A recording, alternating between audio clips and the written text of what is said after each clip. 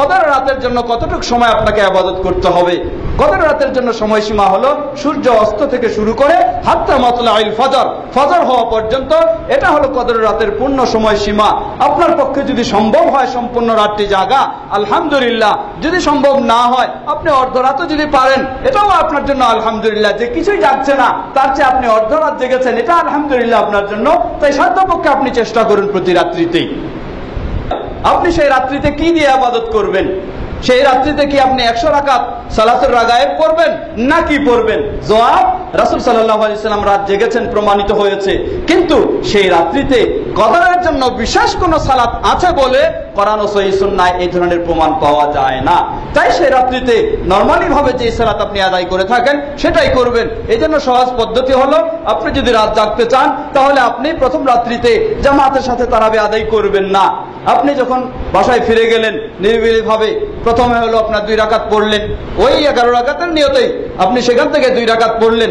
1 ঘন্টা আপনি সুন্দরভাবে তেলাওয়াত করলেন, 10-15 মিনিট আল্লাহর কাছে কাঁদলেন, দোয়া করলেন, আবার 2 রাকাত পড়লেন, আবার সে 1 ঘন্টা তেলাওয়াত করলেন, আবার 2 রাকাত পড়লেন, আবার 1 ঘন্টা তেলাওয়াত করলেন। এভাবে যদি আপনি রাতটি জাগার চেষ্টা করেন তাহলে দেখবেন যে আপনার রাত শেষ হয়ে গেছে, এখন 11 রাকাতে শেষ হয় নাই।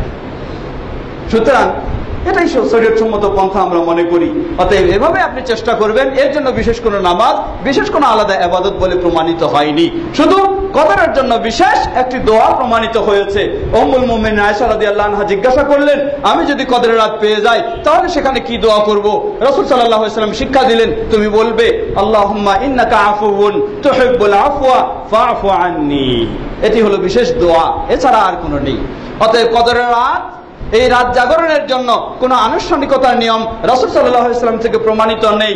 কোন সেই সভা সমিতি করার নিয়ম এটাও প্রমাণিত নেই, এবং কোন মিলাদের নিয়ম এটাও প্রমাণিত নেই। আরো বিশেষ কোন সামাজিক যেগুলি আমরা করে থাকি, খাওয়া দাওয়া ইত্যাদির আঞ্জাম, সেগুলি প্রমাণিত নেই। বরং উম্মুল মুমিনিন আয়েশা রাদিয়াল্লাহু আনহা যেভাবে হাদিসটি বললেন, তিনি বললেন যে আল্লাহ রাসূল সাল্লাল্লাহু আলাইহি ওয়াসাল্লাম শেষ দশক কি করতেন? নিজে জাগতেন এবং তার পরিবারকে জাগাতেন।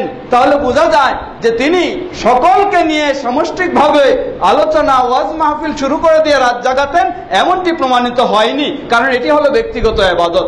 অতএব এই ব্যক্তিগত ইবাদত আপনি মসজিদের চেয়ে আপনার বাসায় গিয়ে করবেন, সেটাই আপনার জন্য আরো বেশি গুরুত্বপূর্ণ হবে। আপনার বাসায় পড়বেন, আল্লাহর রহমত আপনার ইবাদতের জন্য আপনার বাসায় আসবে। মসজিদে থাকলে মসজিদে আসবে, আপনার বাসায় নেই।